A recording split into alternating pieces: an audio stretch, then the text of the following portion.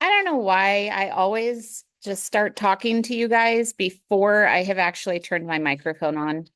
But Ken, I just saw your text message. Thanks for that. And now I see you. So all is good. You have a cute little background happening. For the class members who don't realize that Kenna and Garrett are actually cousins, that would explain it. They're having a visit from Idaho. They aren't just like teleporting right now. It could happen, but it's not gonna. All right. I know that Maggie and Michaela just went out to hop on. I'm gonna be right back.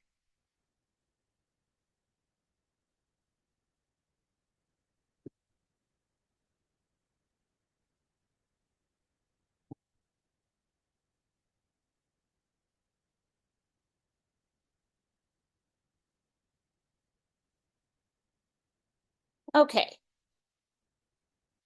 Let's see. All of the Wolgamuts are out. So as soon as Maggie and Michaela hop on, we're good to go. But let's go ahead and get started for right now. Um,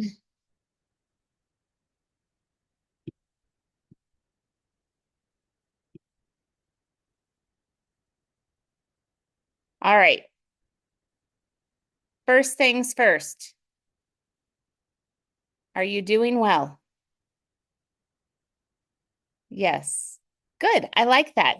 It's snowing right now for the second day in a row, and I am not prepared for that here. So I'm wearing fuzzy socks and I have hot tea, and that's the way it's going to be right now. You have your hot tea too? Good. All of us have to have our things to make life more bearable. Let's start off by talking about our island nation experience. Would anyone like to volunteer as tribute to go first, or I can just pull your names out of the bag? I'd like to know about your shipwrecked situation. And I don't want us to spend like 10 minutes on every person's response. So I would say maybe choose just the highlights of your shipwrecked experience. Do we have a volunteer? No one's making eye contact. Lydia made eye contact. There you go. It's you. Go, Lydia. Tell me about your shipwrecked island. Um, well, where do you want me to start? The the number one thing, the first thing you decided as part of your government process. Um, we do it. We chose the leaders by voting. There's like there's 7 people that lead the help lead it. How'd you Um, come up with 7? because I didn't want if there's only 100 people, I didn't want like too much people being in charge and too little people being in charge. And Okay. 7 seemed pretty nice. Okay. All right. So 7 people are your top. Okay, let me pause. Did anyone else have a specific number of people that they had in charge? And what was that number? Garrett, you had 10. How'd you come up with 10? Well, if you split the people in half, okay, depending on how big the island is, obviously, um, then you take 5 from each group, that equals 10. And I feel like that's a good, you know, midpoint. Okay. Okay. Anyone else have a specific number? Nope. Okay, Lydia, what's the next thing you chose?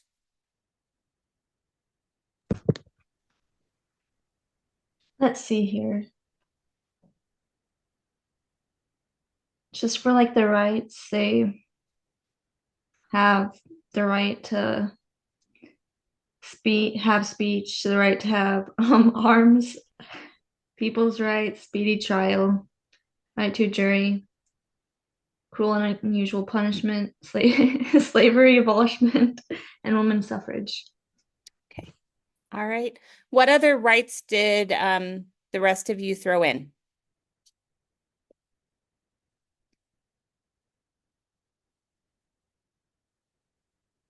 Would it be easier to ask which rights you did not include?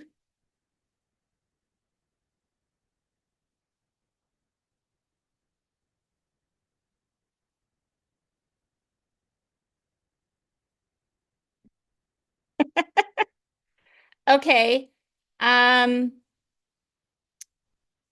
Jack, what will happen on your island if someone is unfairly treated? I'm not gonna lie, I completely forgot to do this part. Okay. But I would say that I don't know, they would probably go into the court system and go to jail. I'm gonna guess I would have somewhere to go with them. Okay. All right. That's fair. Kenna, what would happen on your island if I think one thing that might be left out would be like the school system.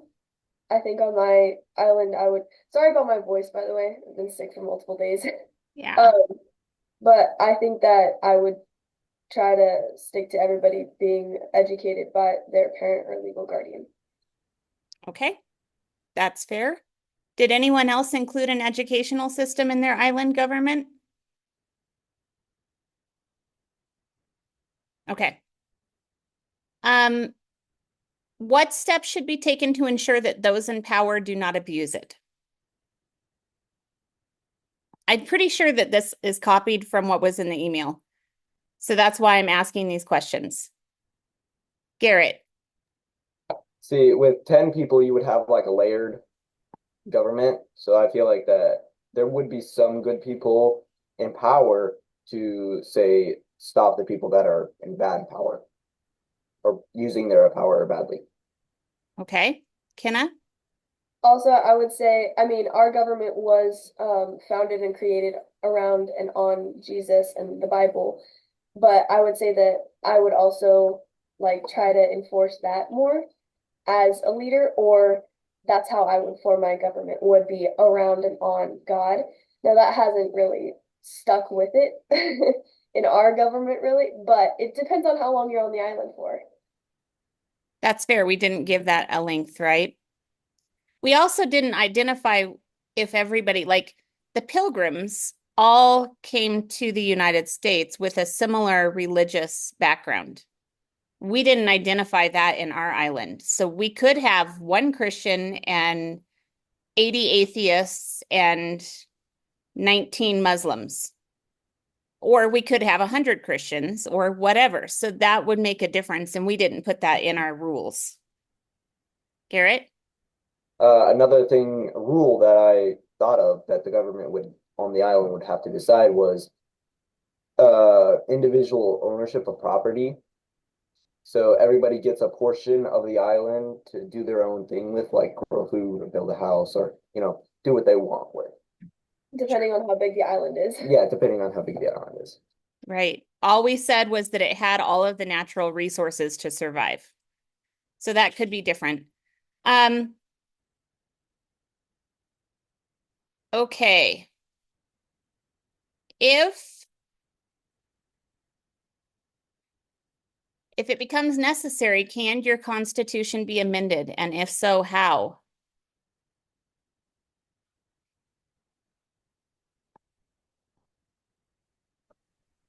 What does that mean, like the Constitution being amended? Does that mean like create a constitution or what?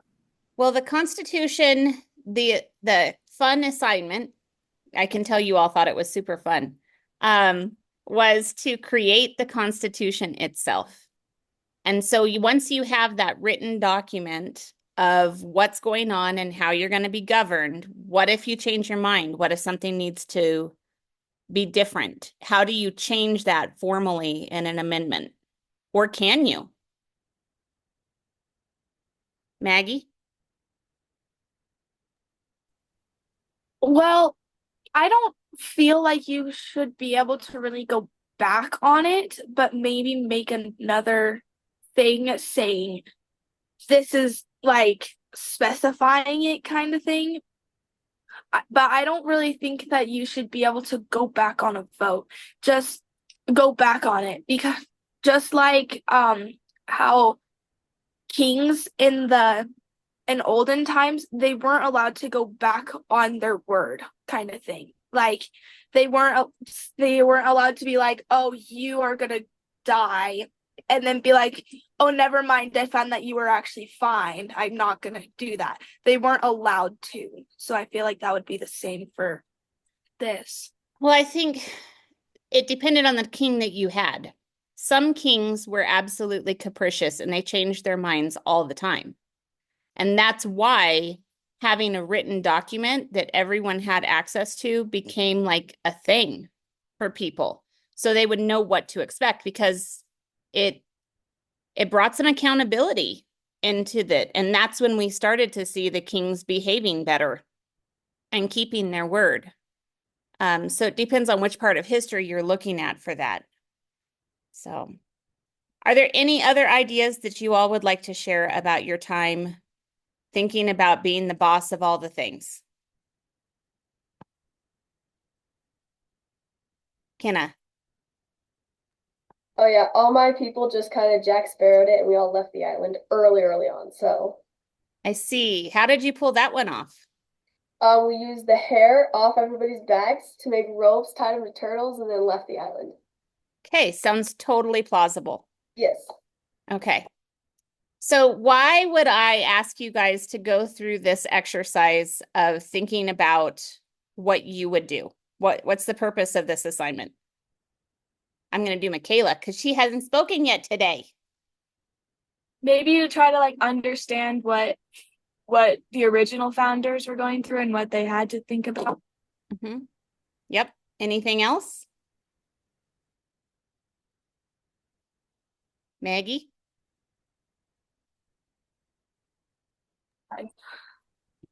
Yeah, I would probably just say like understanding it better. Okay. I think I want you to also feel a little bit of the weight of responsibility of what it takes to try to make decisions that don't only benefit yourself, but can benefit a larger group of people. It's usually pretty easy for us to figure out what benefits me. It's a little bit harder to think about whether what benefits me is beneficial for the whole group. So, okay. Moving on. So we had 2 no video chapters this week. I know it was not, my house did not enjoy the no video chapter. What are some big ideas that came to you over the course of doing our work this week? Individual rights are important. Okay.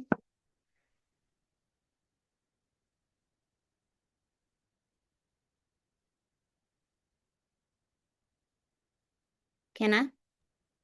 The way schooling has changed is not for the better.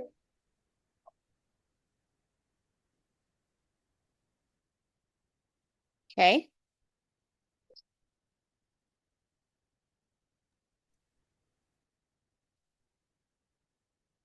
All right, let's talk about vocabulary words. Oh, you know what? I just put this on the wrong screen. I can fix it though. I'm not cool.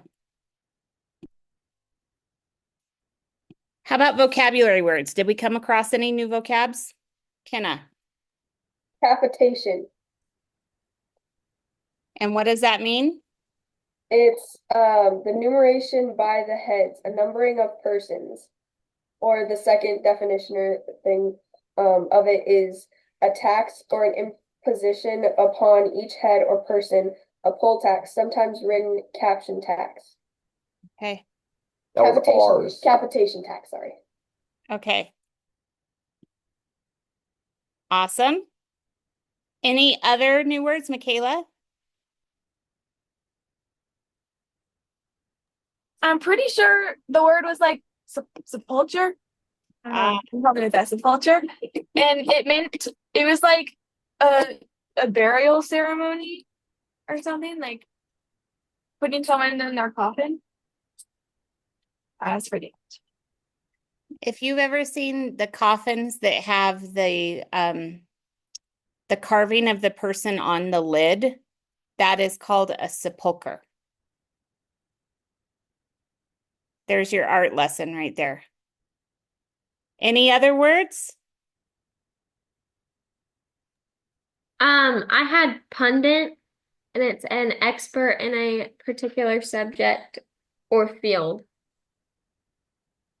who is frequently called upon to give their opinion to the public. And are you sharing your screen and I just can't see it? Or okay. Well, thank you so much for that. Well, mine's just been glitching out, so I'm like, well, maybe it's just my computer and I just can't see it. Thank you for telling me. One time or another, I'll get all of this right. But no, I'm not sharing my screen at all. Is that helpful, guys? Why are we 16 minutes into this class and I am just now doing this? I see how it is. Okay, we're fixing it. Thank you so much. Jack gets a gold star. So you didn't do the island assignment, but you told me about the sharing of the screen, so it's going to all cancel itself out for today. All right, are there any other words? So hypothetical scenario, I hadn't like really ever come across that one, but I wanted to look it up in Webster's 1828 dictionary, so I did that online, and the word didn't exist. I did it 7 times and it did not come up. Which word? Hypothetical, Hypothetical? hypothetical scenario, so it came up with hypothetical and hypothetically, but there was no hypothetical, I cannot say that word, scenario. It just did not exist. So that was weird, but yeah. That's interesting. And what is a hypothetical scenario? Even if it didn't have a definition in 1828, what is it? It's a scenario that anyone can make up. For instance, what would you do if all the bees in the world disappeared? Just something like that. Yeah, absolutely. That's interesting how language changes. And you know that they add new words every year. Did you know that that's like a thing for the dictionary? I think that they added Riz last year. I think. Isn't that interesting? Okay, so let's talk about government. I wanted to show you all a video about the Electoral College that I thought might make it a little more accessible than our just words and reading did. So let me know if this does not come through or if the audio does not come through, okay? Because it's kind of important. Otherwise, you'll be sitting here for 5 minutes picking your noses. I want to talk to you about the Electoral College and why it matters. All right, I know this doesn't sound like the most sensational topic of the day, but stay with me because I promise you it's one of the most important. To explain why requires a very brief civics review. The President and Vice President of the United States are not chosen by a nationwide popular vote of the American people. Rather, they are chosen by 538 electors. This process is spelled out in the United States Constitution. Why didn't the founders just make it easy and let the presidential candidate with the most votes claim victory? Why did they create, and why do we continue to need this electoral college? The answer is critical to understanding not only the Electoral College, but also America. The founders had no intention of creating a pure majority rule democracy. They knew from careful study of history what most have forgotten today or never learned. Pure democracies do not work. They implode. Democracy has been colorfully described as 2 wolves and a lamb voting on what's for dinner. In a pure democracy, bare majorities can easily tyrannize the rest of a country. The founders wanted to avoid this at all costs. This is why we have 3 branches of government: executive, legislative, and judicial. It's why each state has 2 senators, no matter what its population, but also different numbers of representatives based entirely on population. It's why it takes a supermajority in Congress and 3/4 of the states to change the Constitution. And it's why we have the Electoral College. Here's how the Electoral College works. The presidential election happens in 2 phases. The first phase is purely democratic. We hold 51 popular elections every presidential election year, 1 in each state and 1 in DC. On Election Day in 2012, you may have thought you were voting for Barack Obama or Mitt Romney, but you were really voting for a slate of presidential electors. In Rhode Island, for example, if you voted for Barack Obama, you voted for the state's 4 Democratic electors. If you voted for Mitt Romney, you were really voting for the state's 4 Republican electors. Part 2 of the election is held in December, and it is this December election among the state's 538 electors, not the November election, which officially determines the identity of the next president. At least 270 votes are needed to win. Why is this so important? Because the system encourages coalition building and national campaigning. In order to win, a candidate must have the support of many different types of voters from various parts of the country. Winning only the South or the Midwest is not good enough. You cannot win 270 electoral votes if only one part of the country is supporting you. But if winning were only about getting the most votes, a candidate might concentrate all of his efforts in the biggest cities or the biggest states. Why would that candidate care about what people in West Virginia or Iowa or Montana think? But you might ask, isn't the election really only about the so-called swing states? Actually, no. If nothing else, safe and swing states are constantly changing. California voted safely Republican as recently as 1988. Texas used to vote Democrat. Neither New Hampshire nor Virginia used to be swing states. Most people think that George W. Bush won the 2000 election because of Florida.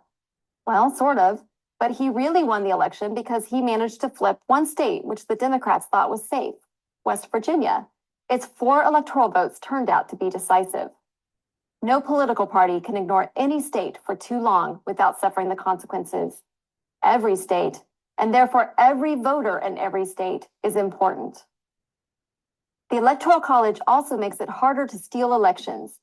Votes must be stolen in the right state in order to change the outcome of the Electoral College. With so many swing states, this is hard to predict and hard to do. But without the Electoral College, any vote stolen in any precinct in the country could affect the national outcome, even if that vote was easily stolen in the bluest California precinct or the reddest Texas one. The Electoral College is an ingenious method of selecting a president for a great, diverse republic such as our own. It protects against the tyranny of the majority, encourages coalition building, and discourages voter fraud. Our founders were proud of it. We can be too. I'm Tara Ross for Prager University. Join Prager University. Click here to subscribe. Okay. Was that helpful to you guys? Does it make a little bit more sense? Did any of you fill out election maps on Tuesday as the states were coming in? I didn't know which kind of homeschoolers we were. Some homeschoolers sat with their little maps and their red and their blue pencils, and they colored in the states as they were announced on Tuesday night. We weren't those ones, but I thought maybe you guys were cooler than us. Nope. Kenna? No, but we did watch it live. It's a long night, right? How many of you guys watched at least some of the coverage on Tuesday? Okay.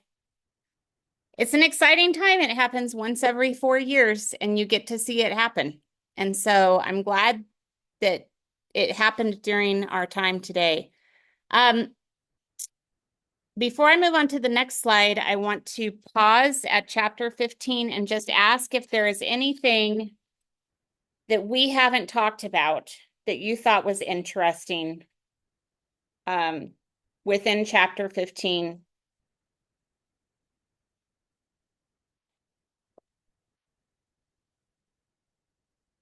Maggie, were you about to talk? No, sorry, I remembered something, but then it wasn't about civics. Okay. All right. one thing that I thought was really interesting, because considering how we've looked at the 13th, 14th, and 15th amendments, is that the candidate who did not receive one vote from nearly half the country was Abraham Lincoln right before we exploded into the Civil War. Thought that was just really interesting. So, Kenna? Something I have something else to say, but something that kind of adds on to what you just said was we were talking to my aunt about this chapter, and she said that she believes that that's one of the main reasons why the snowball effect of the Civil War started was because of the way that he was elected. Mhm.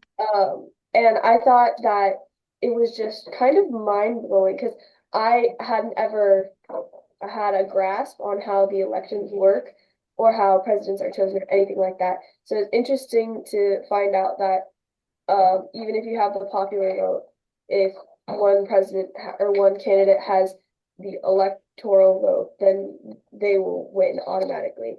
And I just thought that was interesting that it didn't used to be that way. And that's how he won, was with the popular vote. Mhm. But I don't know, it was just kind of weird because one person might have this huge number of the popular vote and the other person might have this smaller number, but the electoral vote is really what matters.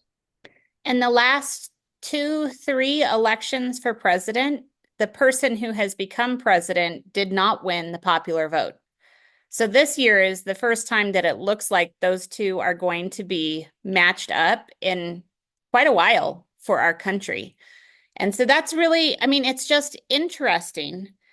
But I am personally a huge proponent of the Electoral College because it allows the states with smaller population to still be a part of the process. And the other takeaway for me is that our framers were not interested in a democracy. When you talk to the average citizen right now, they think we live in a democracy and they think that democracy is important. And yes, there are principles that are super important, but that's actually not the intent of what our country was founded on. So I just think it's interesting. Yeah, and I thought that when they showed in our chapter, when they showed that little map of the United States with all the little like blue spots colored in of where the mass like population is, yeah, counties. No, a lot, like 90% of our states wouldn't even matter because they don't have the mass population. So Mhm. it'd be like votes wouldn't even matter unless they came from places like California or New York because that's where everybody is. Well, and what is another piece of that is that people who live in those dense population centers, they are not the people who are producing important stuff like food. Farms need to have space to grow things. So you could say that the people in the population center are only able to live because of the people in the rural areas. And yet they would be making the decisions for them rather than. So Colorado, I think, is a really, really good example. Denver dominates Colorado politics because it's a really big city. There's good stuff that happens in Denver, but it dominates it. And the rest of Colorado is pretty agriculturally minded. A couple elections ago, there were some animal rights organizations who got really vocal in the Denver area talking about how terrible it was that the wolves had been basically removed from the state of Colorado. And the wolves needed to be back because we want to protect conservation. And Denver was able to pass that they reintroduced wolves back into Colorado, which has since caused massive problems with all of the ranchers in Colorado. And then animal rights activists said, you know what, we're going to pass a law that you have to use a vet to do anything. Someone with medical training has to be present if you're going to treat your animal in any way because we're going to protect our animals. Denver, not agricultural, said, that's good. My dog and cat need a vet, and I don't have that knowledge.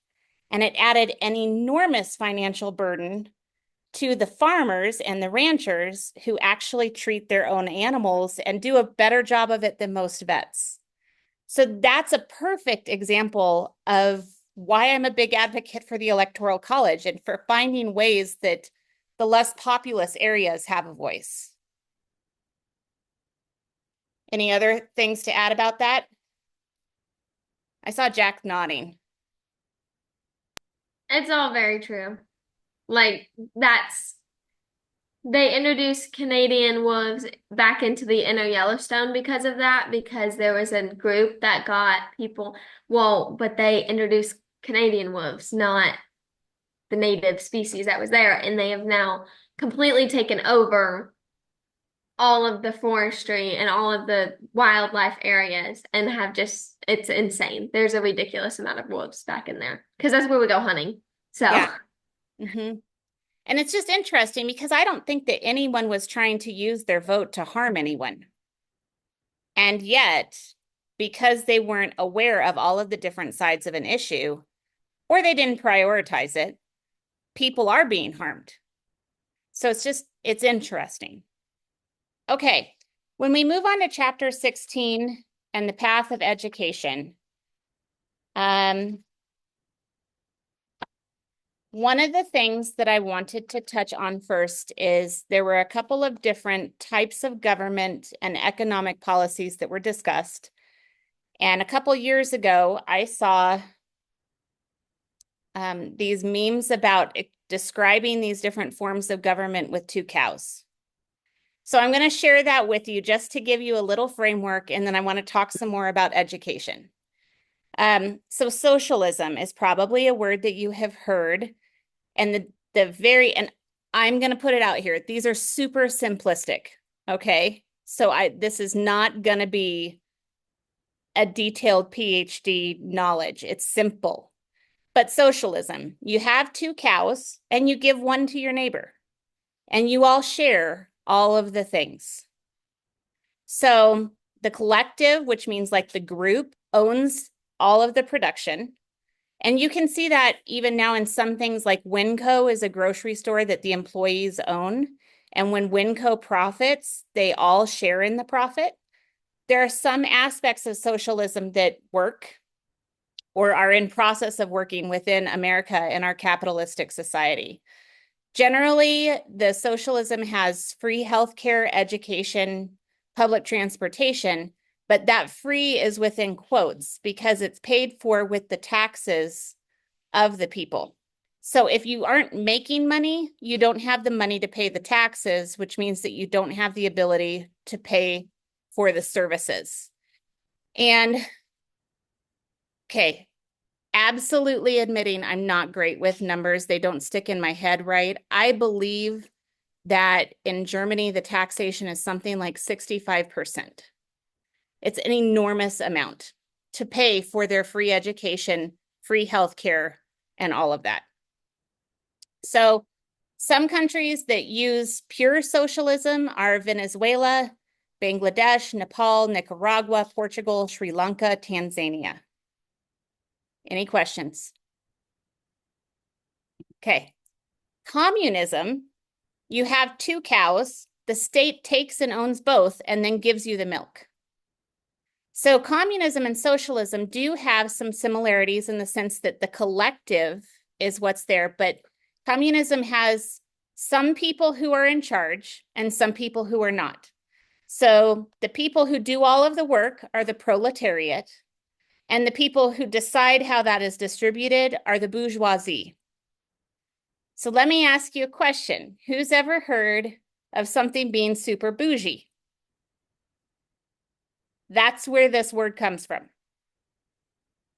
Okay, so just think about, I mean, you tell me. I am clearly not of the cool generation. So what does bougie mean?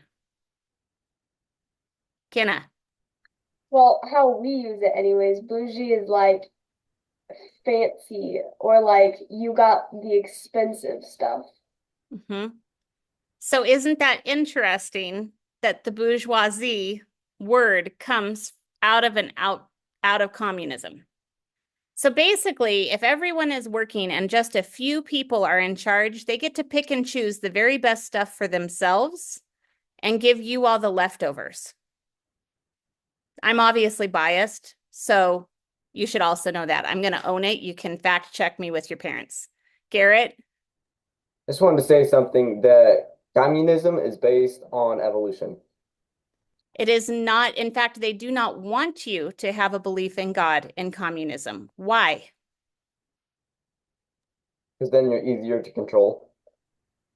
Absolutely, because I think a belief in something bigger than ourselves gives us courage that we don't typically have. But what else is really important specifically about Christianity? Why is Christianity outlawed in China? Michaela? Because God is bigger than their ruler. It says So who they have you less give your power. allegiance to, but there's also something really crazy about a belief system where a God cared enough about you as an individual to sacrifice his son for you. It's very individual, and very individual is the opposite of communism, where you want the identity to be about the larger group. Individuals are not a good thing in China. You want to blend in. You want to share all of the stuff. You can also hear these ideas in, they'll say it in Marxism, Karl Marx, Leninism, or libertarian communism. So these philosophies can come in a couple of different names, but they're generally similar. China, Cuba, Laos, Vietnam, North Korea, those are places that have active communisms today. And I'll tell you a story. I've been to Cuba. I actually have sat, I was with an educational group that traveled around the world, and Fidel Castro actually addressed us. So I have been in his presence prior to when he died. And he had this little girl come up onto stage and talk about how the US was terrible because it was capitalistic, and communism, everyone had the same thing. Everyone was winning. Everyone had the stuff. Then we got into Havana, and I took a taxi car ride, and our taxi driver had a PhD because they had free education for everyone. And what's interesting is that when everyone has the same thing, there's no way to distinguish how to get ahead. There is no such thing as getting ahead. You get what you get, and you don't throw a fit, ever. So it doesn't matter if you're smarter than your neighbor, you get what you get. It doesn't matter if you have an idea for solving cancer, you get what you get. It doesn't push innovation because everyone gets the same thing and everyone should be the same thing. And if you actually step out of line to try to be different, it is a punishable offense. Does that make sense? In some regimes. Again, I'm acknowledging that I'm biased. And so there's a lot more to this than what I'm saying, but I'm giving you my opinion along with it. Fascism is you have two cows. The state takes both and then sells you the milk. So in communism, the state gives you the milk. But in fascism, the state is going to sell the milk back to you. And this really doesn't exist in the world today, but it is part of what created the World War II conflict. And so Italy, Germany, and Japan all had fascist regimes. And it's really a police state. The police get everything. That's it. And then they'll maybe let you have it back. And then there's traditional capitalism. You have two cows, you sell one and buy a bull, your herd multiplies, the economy grows, then you sell them and retire on the income. This is driven by supply and demand. Innovation is rewarded. The work of your hands is rewarded. And I do think that the negativity is it allows for greed, a lot of greed, because there's no one telling you no. It also allows for a lot of growth, and there's a lot of hopefulness within it. So you've got to balance those. Capitalism within a moral biblical society means that when you have your needs taken care of, you contribute back. But not everybody is moral. And so capitalism has some problems. And you look at it and people will say, Elon Musk is a terrible, terrible guy because he has billions of dollars. And we need some of his money to feed the poor. Capitalism says no, Elon earned it through his innovation. But charity is something that if it goes hand in hand with capitalism, it works really well. It's just that not everyone is charitable, although a whole lot more are than not. Any thoughts about these different economic philosophies? Having at least some education on what these are makes a difference. You need to know. Okay. And this is just cursory, but maybe it will be something. Now, before I go off of this slide, I want to ask you all your reactions to chapter 16 and the discussion of education. I'm not going to talk to you right now.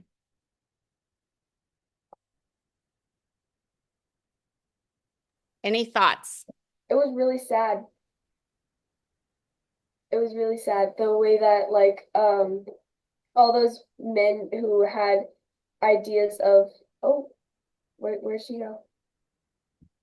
Did she disappear for you guys too? Oh, okay. When they had like all the ideas of like perfect education or something, which was basically no education and them just being a robot with no beliefs. So that way they're easier to control.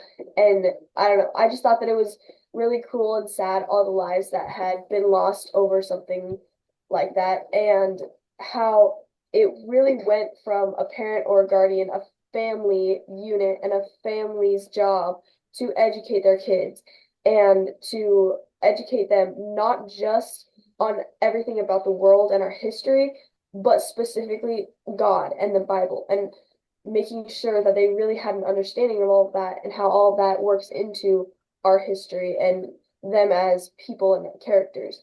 And I don't know, I just thought that that was like really sad how it's been completely taken out of the school system, and how they're even giving them other views of other religions and like forcing things of the world onto them. And it's no longer about this is who we are, this is who created us, and this is how we started out as a country. And it's about just getting through high school, getting through school, getting whatever you want to be when you grow up, getting that information and moving on. Well, and they're taking out God and replacing him with the government, which is just completely wrong. Mm-hmm. Jack? I couldn't get my computer to unmute. I was gonna agree with her. We were talking about it last night in our community group on how it's the parents' responsibility to educate your children on the gospel and I feel like in a lot of way, public education and the education a lot of kids are experiencing now has almost given their parents an easy way out and a break from teaching them and from properly educating them on the government and how our government system works on our or their particular beliefs, whatever that belief is. It's almost given, I mean, I have a lot of friends whose parents are hardly involved in their life anymore. They send them to school, they go to school, they come home, they go to their room, and they don't even, whereas like with me, my parents are my best friends in a way. Like I'm always with them, always talking to them. So I feel like in a way, it's crazy to see how the way I was raised and educated is very similar to way back when education started and how it started from where a lot of my friends are experiencing now. Kenna? Something else in the chapter that I thought was interesting was the peers test that they gave you, and how all of them, for us anyway, were like hard no. Like the answer to all the questions were just like a solid no. And then they gave like the percentages that 90% of the youth from Christian homes all agreed to every single one of those. Because just because you are in a Christian home doesn't mean when you walk out of the home and you go to school and you are now under the government, like you are now being completely mind controlled by the government. So you may say you're Christian, but you're not learning Christian things, and you're not walking in the light of God. Yeah.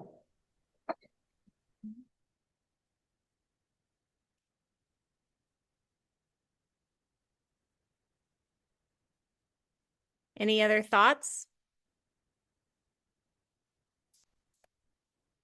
Do you think that your reactions to this chapter are influenced by the fact that you are all homeschooled? How so?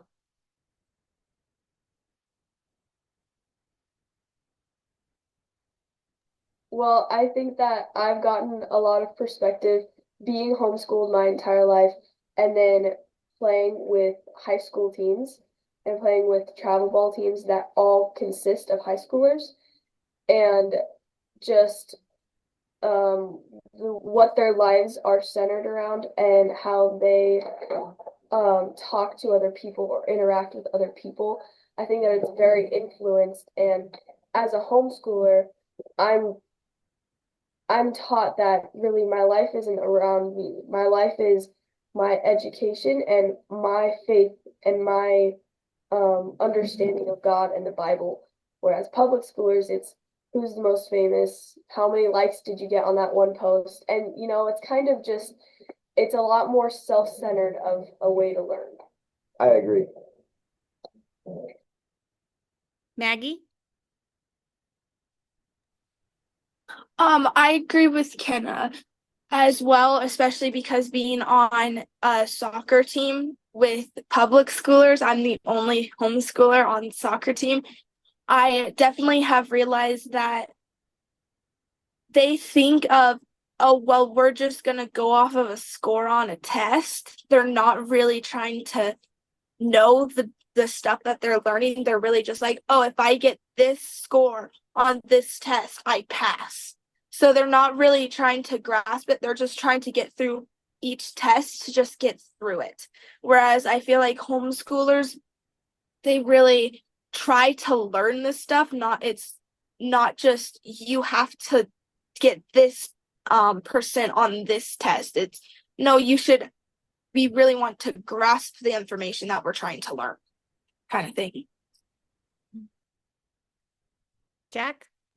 And I think it's also because we were raised, like truly raised by our parents in our household and by their opinions and their beliefs. So we have the opinions and the beliefs of an older generation versus our peers who were raised by the 17-year-old sitting next to them. Like they weren't raised by their parent. Like I'm raised by my parents and my parents' friends, not by other 17-year-olds or six, whatever. So I think that has a lot to do with our beliefs in this class versus like other people. I believe that the way that our public school system is set up is designed to destroy the ties that exist within family units. And I'm going to tell you why. You go to kindergarten, you go to pre-K, whichever day. And actually, I think it's absolutely stunning that the government keeps encroaching. They now have systems set up for 3-year-olds. It used to be that you didn't go to kindergarten until you were 6. But whatever age it is that you begin, you go to class, you love your teacher. Let's say it's Mrs. Smith, and Mrs. Smith is amazing. She is dedicated to you. She helps you. She puts a Band-Aid on your boo-boo. She teaches you your letters. You have fun. You play. You make crafts. You have a great experience. And at the end of your year, let's say you're 4 years old, Mrs. Smith says, I have loved having you as a student. You're amazing. And now it's your turn to go on to 1st grade.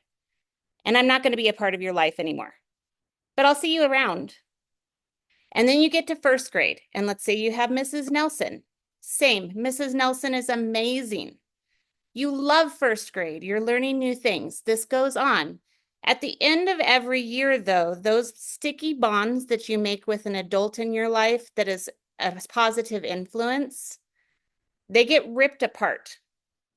And you move on to the next system and the next grade. And I think it's just like a Band-Aid. If you keep putting it on and taking it off and putting it on and taking it off, the stickiness goes away. So by the time you hit 5th or 6th grade, are you going to be really counting on your adult teacher to be pouring into you?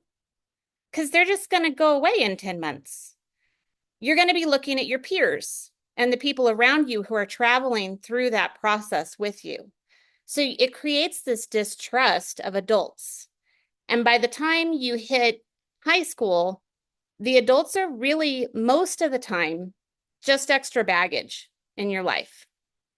They're not trustworthy. They don't care about you. They say they're going to care about you, but they're just there to get you in trouble.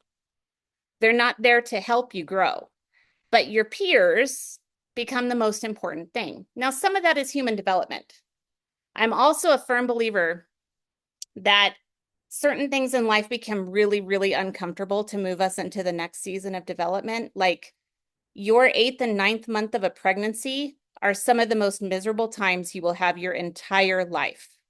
So you're pregnant and you're excited, but you're really scared of labor. And you're like, I don't want to do it. Then you get to your 9th month and you're like, get it out of me. Get the beast out. I will do anything that is necessary to get it out. When you hit the teenage years, I think there's also this thing where the teen becomes more independent. They fight against the oversight of their parents even more, to the point that the parents are like, get the teenager out of my house. I want no part of this anymore. That's natural. But I also think that our school system is designed to tear down the relationships between families to a certain degree. It's just the physical structure of it. Something that I thought was really interesting is that Noah Webster knew 27 languages. Like, does that blow anyone else's mind? I can't even manage the one I have. I was going to say, I can barely speak English, and I tried to learn Spanish, and that just was not happening. 27. And this also, when we went to Washington, D.C. this summer, we saw Thomas Jefferson's library. And after the War of 1812, when the United States Library was burned, Thomas Jefferson sold his library to the United States, and that's on display there. You go look at it, and first of all, these books are so old, but they're not in English. They're in all sorts of different languages, and Thomas Jefferson could read philosophy in French and understand what on earth was going on. We are dumb, guys. We're just dumb, and we need to get better. So that surprised me. Let me show you this little slide. It's called the Nation's Report Card. And basically what this is that the government, the Department of Education, has standardized testing every year. And they will report about every 4 years or 5 years. They make reports about how our schools are doing. And they do it in 4th grade, 8th grade, and 12th grade are the particular strong years that they assess. So in the Nation's Report Card in 2022, this covers public schools, private schools, charter schools, and Catholic schools. The percentage of graduating seniors that were at or above proficiency were these percentages. That means, and this is the high point. So in civics, 24% of the people graduating know what civics is. They understand their government. That means 75%, 76% don't. Kenna. Okay, why is US history 12%? That's like, that is so sad. One of the main things everybody, like one of the biggest quotes everyone quotes is history repeats itself. If you don't know your history, we're just going to fall back into the same pattern of war and death that we've been stuck in. Yeah. Is that happening right now? 100%. So I was going to say, that's what we're going to hope doesn't happen in 4 years. Well, let me tell you, when your eyes were glazing over about fascism and socialism and communism and capitalism, do you know what that is? It's history. It's economics. Like, I get it. This is not necessarily fun stuff. Why do you think it's important to be proficient? Do So you we really believe that history is going to repeat itself? Mhm. I cut somebody off. I don't know who I cut off. I But was just gonna say, so we could better, I guess, better, so we don't repeat history, I guess. So we can expand on things and not repeat what people have done in the past. when you look at numbers like this, do you really think that we needed to have aliens to build the pyramids, or do you think that we've just stopped prioritizing our education?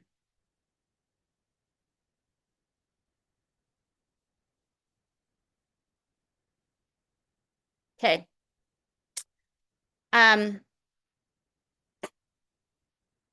Here's the other thing that I'm going to say. You all are in a select group because your parents have made a commitment to homeschool you.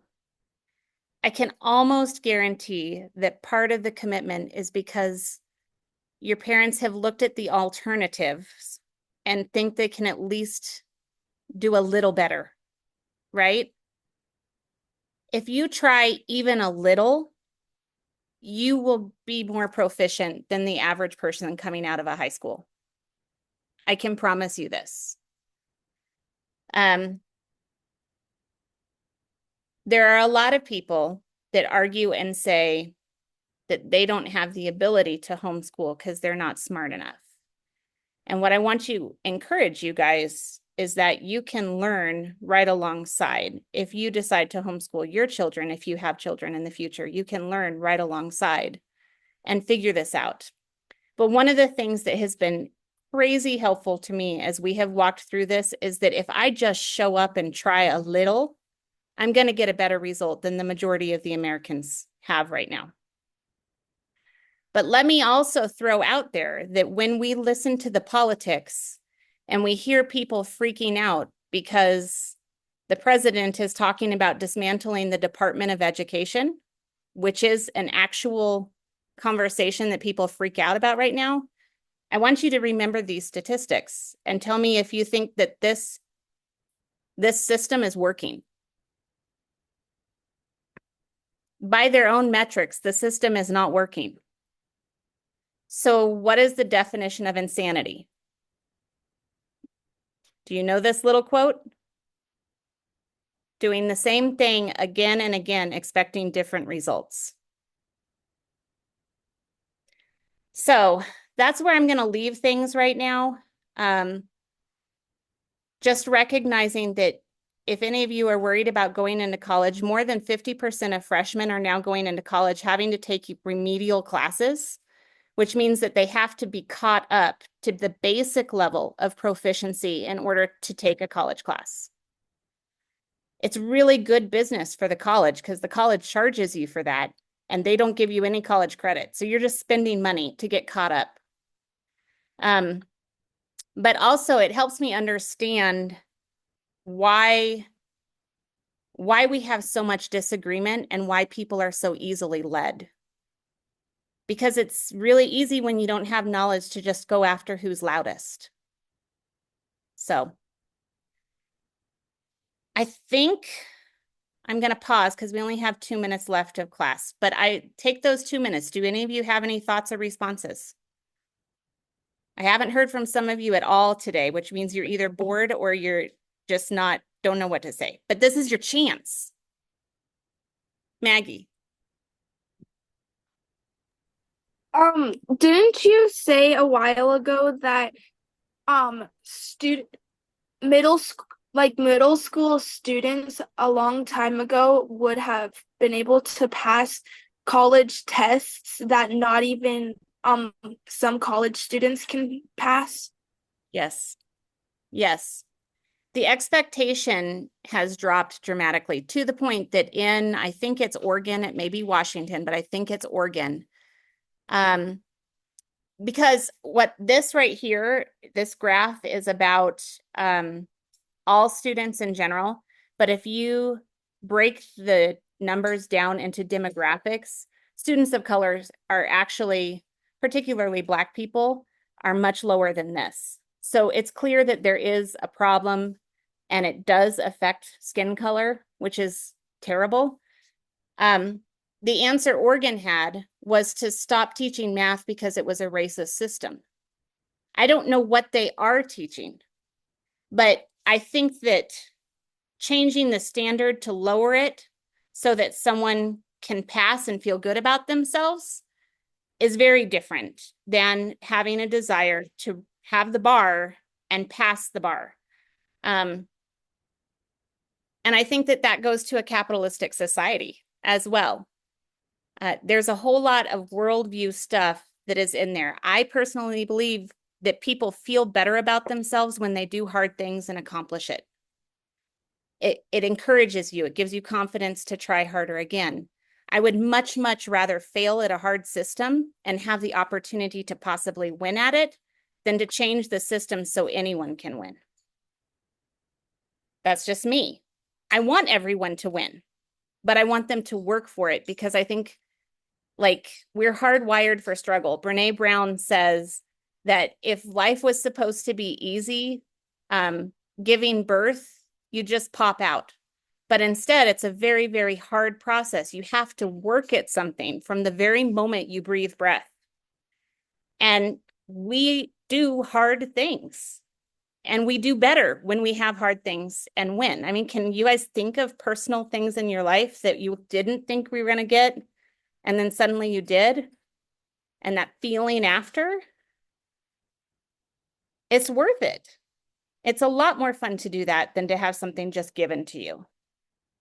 So, okay, I got a little passionate there. Sorry, not sorry. I hope you have a great week. I do have another thing that I'll throw out in the question, I think, for the week.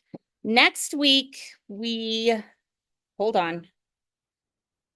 We're doing George Washington's farewell address. And so if I can find that being performed, we'll watch it together because I think it gives me chills. And I think it will be fun. But I'll send that in the email. If you have any questions, let me know. And I appreciate you guys. Bye. Bye. Thank Thank you. you. Thank Well, you. thank you. Thank you.